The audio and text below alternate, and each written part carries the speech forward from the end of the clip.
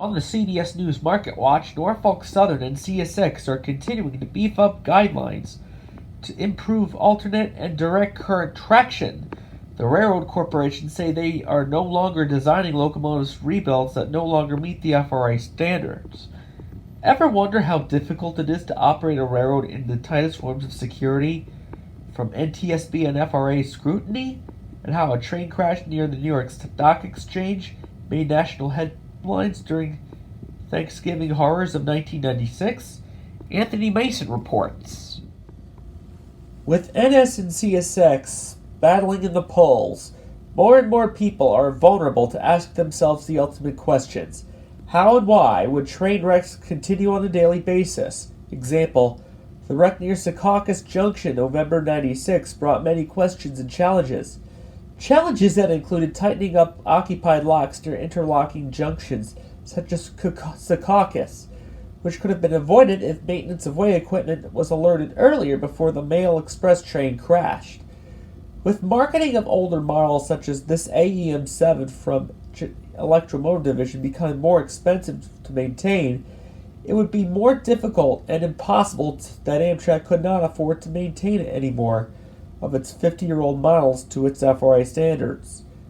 With the older models being sold off for newer models, like how Morgan Stanley and JP Morgan no longer keep practices that would mistake or violate regulations to insider trading, railroads across the world are more aware of new solutions, including newer catenary systems which flow electricity from the poles below the wires to the motors inside the engines, or actual improvements of this electrification and how railroads emphasize safety and workmanship.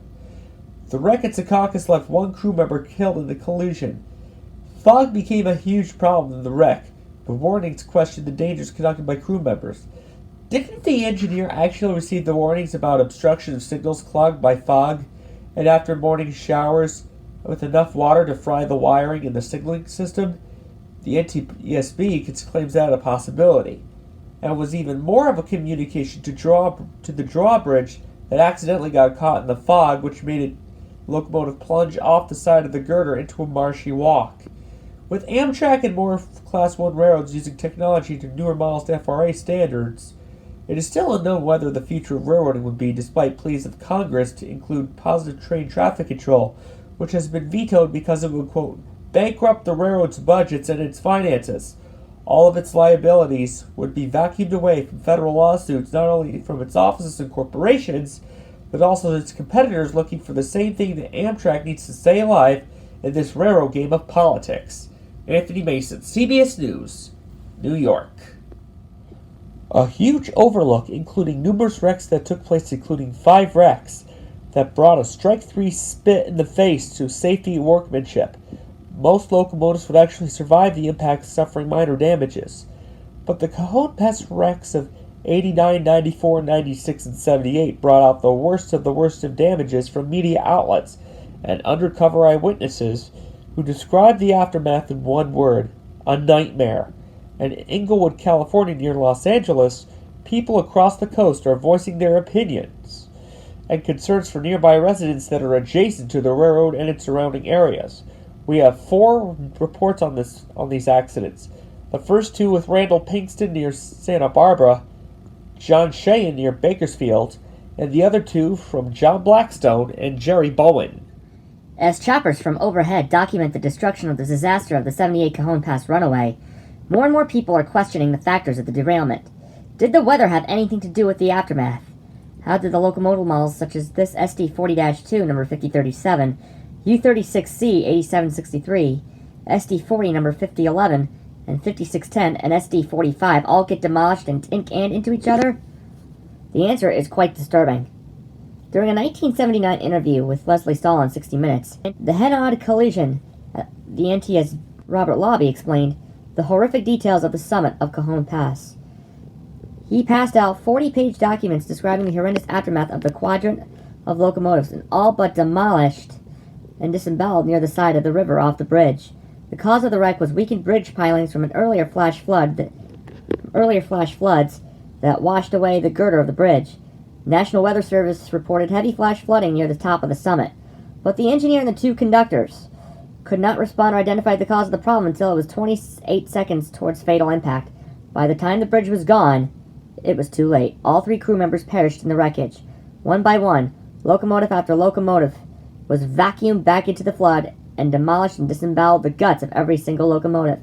Major changes at the time were made to indicate red flags to railroad hazards, but since '78, NOAA and the National Weather Service have strapped up new sources, saying the railroad crew had no idea how fatal their decision was to derail in bad weather. A signal box near the coast of the Cajon Pass was all but demolished from earlier rain and torrential rain hazards. Lightning completely fried the wiring of all circuits near the signal box. As weather continues to be a challenge for personnel, it is unknown how the railroads will pay for damages not only for the railroads, but for the crews who have worked long, hard shifts that would hopefully not go beyond the maximum capacity for working hours per day. Still, the NTSB had no comment, but did reply saying, "We are truly sorry for the loss of these 3 crewmen. May they all rest in peace. Their legacies will never be forgotten. We continue to honor them in the highest of standards and change regulations to make sure these fatal accidents never occur again." But even with the railroads quiet and resting, it is still a prominent possibility that speed restrictions through occupied locks near interlocking towers, grades like Cajon Pass, and limits to sharp curvatures must be added to prevent future accidents from happening at the summit of Cajon Pass. Randall Pinkston, CBS News, Santa Barbara, California. It sounded like a gasoline tanker truck fire, with multiple trailers burning to the maximum temperature. That's what happened at this summit near Barstow. At 6:35 a.m. Pacific Daylight Time, a 69-car satellite cargo hopper train with 6 locomotives, 4 at the front and 2 at the rear, and 69 cars derailed after losing control of its brakes near the top of Cajon Pass. The train continued to increase speed 5 minutes after plummeting down the grade. At 6:31 a.m., the train excelled to over 87 miles per hour. The engineer got to the radio and alerted the dispatcher that his train was out of control. He continued to pray for yielding, but that never happened. The train was approaching a sharp curve near the face of the Cajon Mountain at over 105 miles per hour when it fully derailed off the tracks. The people were starting to have their breakfast when the train derailed off the tracks, plowed down the mountain, and careened into their backyards. The NTSB reports clerical errors made by the crew because of miscalculations from the amount of cargo. There were larger red flags. Emergency brakes on 3 of the 6 locomotives were malfunctioned. No dynamic braking was present on any of the 6 locomotives. A cleanup crew would later clean away the mess. The crew had no idea how critical and cataclysmic of a mistake that would be. A gasoline pipeline was present near the summit of the grade. Even though the locomotives and cars didn't break the pipe, the equipment for the cleanup crews did. And 13 days later, a huge spark ignited 60 million gallons of gasoline and turned the runaway train into a hellish firestorm, destroying 11 houses, pending the outcome of the blast. In all, 5 victims perished and over 20 suffering from severe to critical injuries. Most from burns from the pipeline gushing out fuel after the fire was lit. In the end, all 69 freight cars and 4 of the 6 locomotives were totaled in the wreckage and scrapped later on. The helper units went back to EMD and were later rebuilt into a new electromotive division program for future safety operations not related to Operation Lifesaver. Damages that almost covered $30 million in damages and a permanent memorial for the crew members who were killed for this location was engraved. A truly dark day for the railroads and affiliates and predecessors to come by.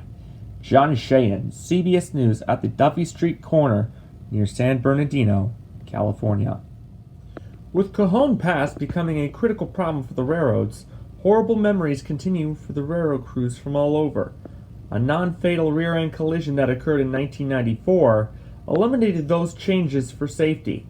The incident occurred at 3:15 a.m. Pacific Daylight Time after a crew member got on the radio and distraughtly screamed that a freight train behind them lost all control of its braking capabilities. The mixed intermodal hazmat manifest sped up at a horrific speed of 86 miles per hour after hitting 50 at the top of the mountain before plummeting down the grade. With the train suffered a fiery rear-end collision, one crew member actually missed being hit with a radiator from one of the demolished locomotives. He was lucky to survive. Even though nobody in this wreck was killed, 5 of the 7 crew members suffered critical and severe injuries. One of the crew members was in the hospital for over 2 years after his knee was amputated after a 6th-degree fracture. It landed on a sharp rock, as sharp as an arrow broadhead. The images were too gruesome to be released on television, so we blurred them out to avoid HIPAA laws and uncensored imagery. The locomotives involved in this wreck were 2 Union Pacific SD-40-2s 3354 and 3341, and a quadrant of Santa Fe locomotives, including number 96, an F-45, an SDF-45 number 576, a B-40-8W number 5976, and a unique GP-60M number 144. All 6 locomotives were all but demolished in the wreckage. The NTSB confirmed that a kink air hose was responsible for this horrific wreck. ATSF at the time responded that emergency braking was now mandatory for all railroad crews. Fires continued burning for 10 hours before the fire rescue was able to extinguish the flames. All the locomotives had a flawless safety record. The freight cars, however, are a different story. When the train departed Tehachapi Loop at around 1:15 a.m., one of the crew members found critical errors in the brake lines. The Union Pacific Freight, an 82-car empty coal train, was told to wait at the bottom of the hill while the tracks ahead were all clear to proceed.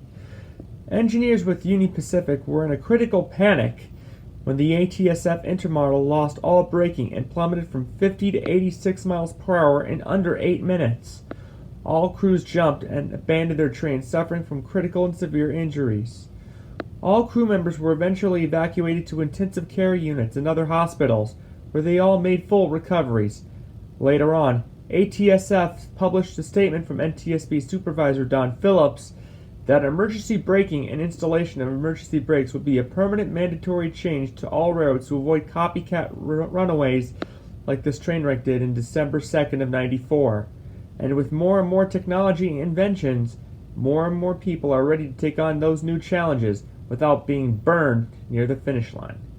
John Blackstone, CBS News, Bakersfield, California.